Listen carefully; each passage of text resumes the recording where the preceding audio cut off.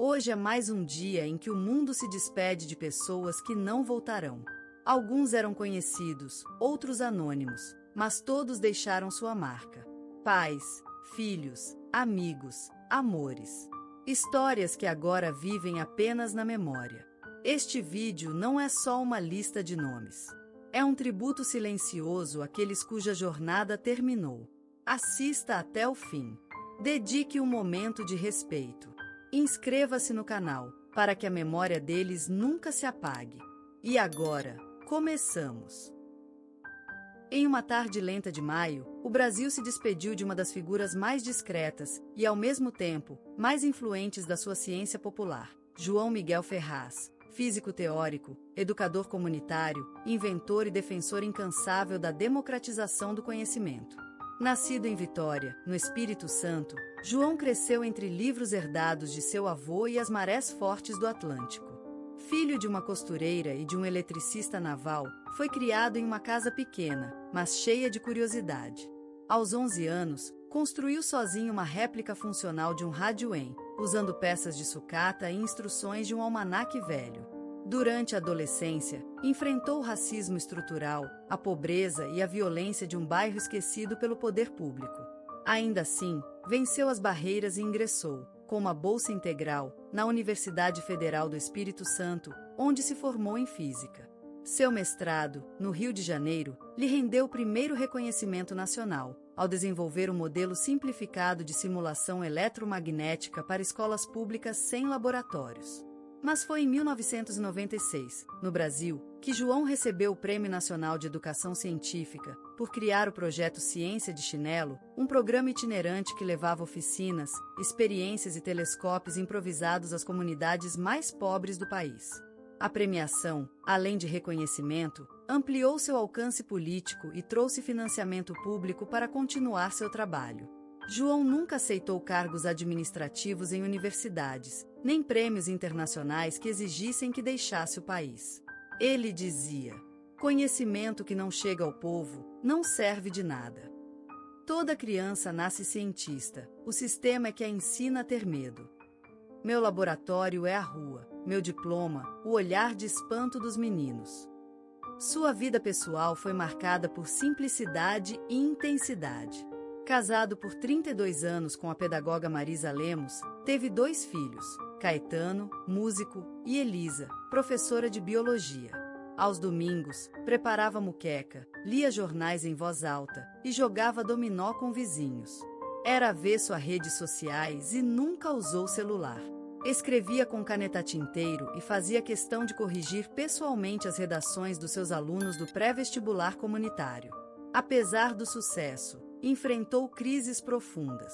Em 2003, sofreu um esgotamento nervoso após ser demitido de um colégio privado por politização excessiva das aulas. Recolheu-se por 2 anos e voltou, mais combativo, criando um canal no rádio comunitário da cidade onde comentava, com humor ácido, as últimas descobertas da ciência.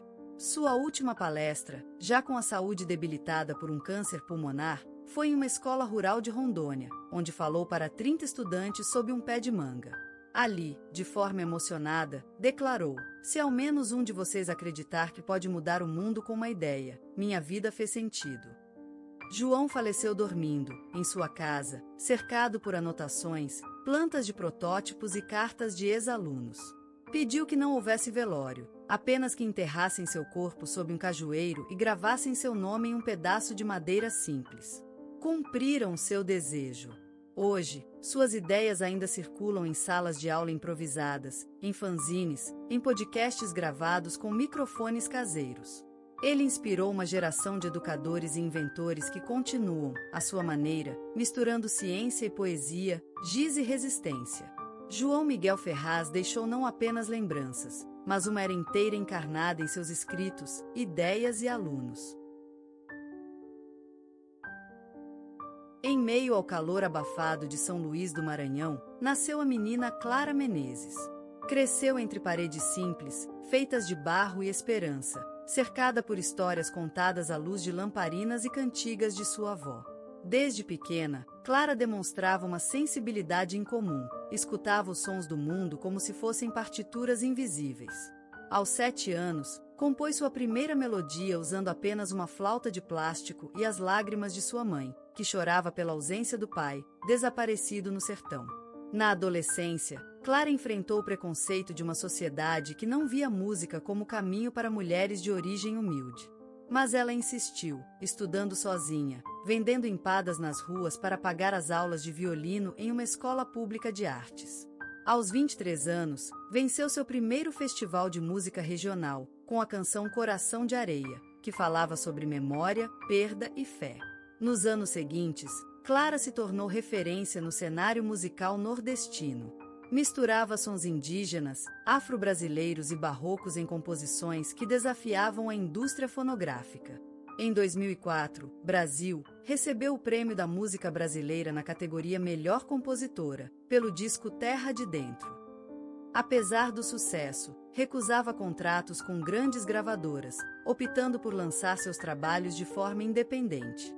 Com isso, manteve viva sua autenticidade e deu voz a artistas marginalizados. Em 2011, fundou o projeto Som que Abraça, que ensinava música a crianças em comunidades ribeirinhas. Lá, dizia sempre: onde o som chega, a dor se ajeita. Clara viveu uma vida de dualidades. Nos palcos, irradiava a luz. Em casa, preferia o silêncio. Ouvia o vento entre folhas como quem lê poesia. Manteve um casamento longo com o escultor Júlio Azevedo, com quem teve 2 filhas. Separaram-se depois de 22 anos, mas Clara dizia: o amor, às vezes, se transforma em lembrança, e ainda assim, permanece. Teve crises de ansiedade, abandonou turnês no meio do caminho, brigou com produtores, calou-se por meses. Mas sempre voltava, com mais força, mais música, mais verdade. Suas letras tocavam assuntos como depressão, racismo, maternidade e pertencimento. Nos últimos anos, já com 71, gravou um disco inteiramente a capela, intitulado Voz da Terra, que lhe rendeu o título de doutor honoris causa pela Universidade Federal do Maranhão, em 2022. Sua última aparição pública foi em uma roda de tambor de crioula, onde dançou e cantou ao lado de netos e alunas. Disse, sorrindo: a arte não me salvou, mas me acompanhou até aqui. Clara Menezes faleceu pacificamente, cercada de música e silêncio, na mesma rua onde nasceu. As janelas da cidade se encheram de velas, e rádios comunitárias tocaram suas canções por 3 dias seguidos. Clara Menezes deixou não apenas lembranças, mas uma era inteira encarnada em seus escritos, ideias e alunos. Hoje, quando se fala em Cauã Raymond, o nome carrega mais do que beleza ou fama. Ele é símbolo de entrega artística, de intensidade nos olhos, de um corpo que fala tanto quanto a voz. É o rosto que milhões reconhecem nas novelas, nas telas do cinema, nas campanhas publicitárias, mas também é um homem de silêncios, de disciplina, de profundidade rara. Uma presença que preenche a cena não só com talento, mas com alma. Ele é farol e sombra, concreto e sonho. Mas, como toda estrela, sua luz nasceu pequena, tímida, mas viva. Cauã Raymond Marques nasceu no dia 20 de maio de 1980, no Rio de Janeiro.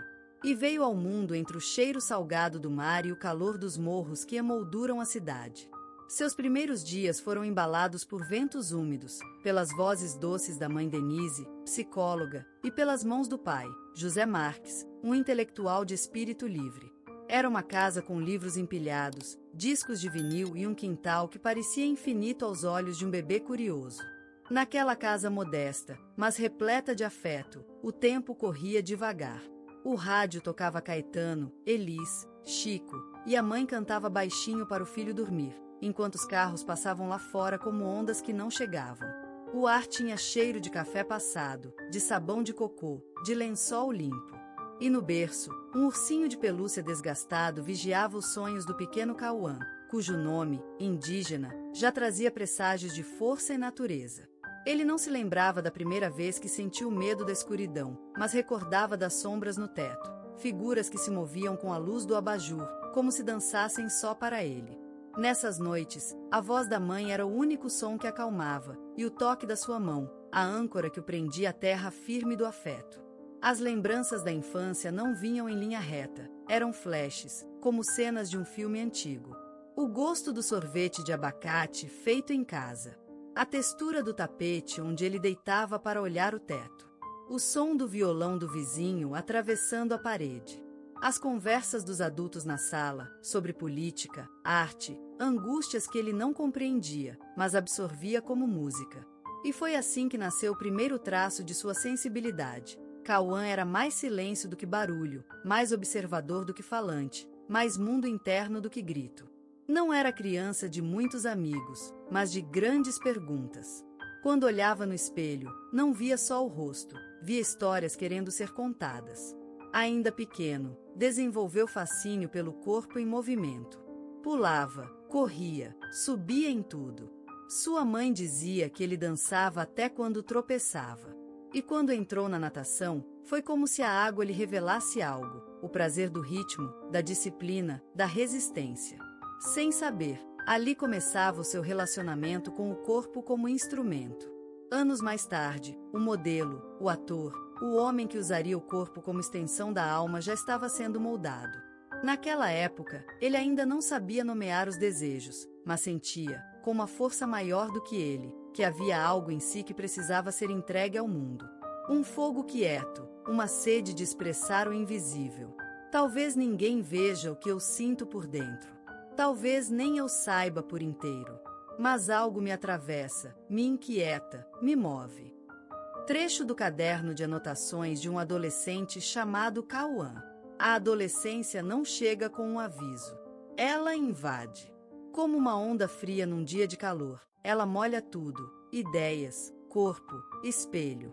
E foi assim com Cauã Raymond, o menino que nadava entre livros e silêncios e que, de repente, se viu nadando dentro de si mesmo. O colégio foi um universo duro. As carteiras riscadas, o cheiro metálico do giz, o som estridente da sirene, tudo ali parecia apertado demais para quem carregava uma alma expandida. Ele não era o mais falante, nem o mais popular.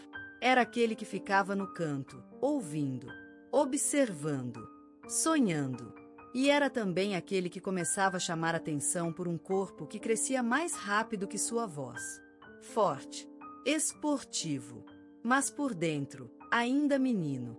Foram tempos de conflito. Com os outros, com o mundo e, principalmente, consigo mesmo. Era elogiado por professores de educação física, convidado para times, mas sentia que sua força morava em outro lugar. Talvez na poesia que escrevia escondido, talvez no teatro da escola onde, um dia, por timidez, recusou o papel principal, mas decorou todas as falas mesmo assim. Às vezes, sentia vergonha por não saber quem era exatamente. Tinha um rosto bonito, diziam. E isso o incomodava, porque o olhavam por fora, mas não viam as tempestades que rodopiavam por dentro. O que fazer com esse corpo que chamava atenção, se dentro dele vivia um garoto que só queria ser compreendido? Sua mãe via. Ela sempre via. E no fim de tarde, enquanto lavava a louça e ele falava sobre nada com medo de falar sobre tudo, ela disse: "Filho, o seu lugar ainda não tem nome. Você vai precisar inventá-lo." E aquelas palavras ficaram como sementes. Foi também nessa época que Cauã conheceu a dor de não caber em lugar nenhum. Teve amigos que o traíram, risadas que o cortaram, amores não correspondidos. Mas teve também momentos de beleza, como quando leu Clarice pela primeira vez e sentiu que alguém finalmente o traduzia. Ou quando, certo dia, a professora de literatura leu um texto seu para a turma e ele quis chorar, não de vergonha, mas de alívio. Alguém ouvirá sua voz. Os treinos de jiu-jitsu e os campeonatos de surf foram refúgios. Ali, o corpo cansava o pensamento, e ele conseguia, por instantes, não se perguntar tanto. Mas até ali, no sal da água ou no suor do tatame, o desejo de ser mais, não melhor, mas mais inteiro, voltava como uma maré teimosa. E então veio o palco. Primeiro, pequeno. Um teste para uma agência de modelos. Um comercial aqui, outro ali. E a estranheza de ver seu rosto em revistas, como se não fosse ele. Bonito demais para ser levado a sério, ouviu. Mas dentro, o menino sensível continuava escrevendo poemas nos cantos dos scripts. No fundo, Cauã não queria só ser visto. Queria ser sentido. Queria tocar algo que morasse nas pessoas, como os livros tocavam nele. Como a música de sua infância. Como os silêncios de sua mãe. O palco era apenas o começo de uma busca que nem ele sabia nomear. E foi assim, entre ensaios, sorrisos treinados, dores não ditas e descobertas solitárias, que o menino Cauã começou a se transformar no artista Cauã. Ainda sem saber quem seria, mas com a certeza de que precisava continuar andando. Mesmo no escuro, mesmo sem mapa. O sucesso não chegou como um relâmpago. Veio como uma maré silenciosa, que primeiro me desce os pés, depois sobe até os joelhos, e de repente te toma inteiro.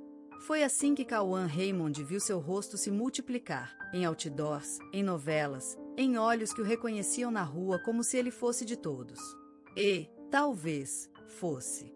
O primeiro grande papel veio como um convite inesperado. Um teste. Uma chance. Um personagem de múltiplas camadas, onde ele pôde ser não apenas bonito, mas humano.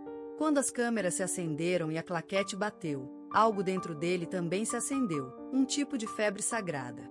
Era como se, pela primeira vez, ele estivesse em casa. Mas uma casa iluminada demais. Vieram decisões difíceis. Trocar estabilidade por risco. Dizer não a projetos que garantiriam fama, mas não verdade. Vieram críticas injustas. Traições sutis. Pessoas que se aproximavam com máscaras, algumas para amar, outras para sugar. Cauã, o menino sensível de olhos fundos, começou a se perder entre os reflexos de si mesmo. Onde estava o Cauã real? Um dia, cansado, ele fugiu. Pegou o carro e foi. Para lugar nenhum. Para longe. Dormiu em pousada simples, caminhou em trilhas, ouviu o som do mar sem plateia. Foi ali que entendeu, o sucesso só vale se não roubar a alma. A fama só importa se não calar a voz interior. A beleza do mundo só toca se ainda houver pele sensível para sentir. Quando voltou, já não era o mesmo. Começou a escolher seus papéis com mais cuidado. A produzir histórias que conversavam com seu coração, não com o algoritmo. A usar sua imagem para abrir espaço para outros. Jovens tímidos como ele foi, sonhadores sem voz, artistas sem palco. Fez do seu nome uma ponte, não um pedestal.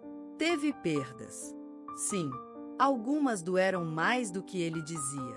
Mas aprendeu que perder também é forma de se encontrar.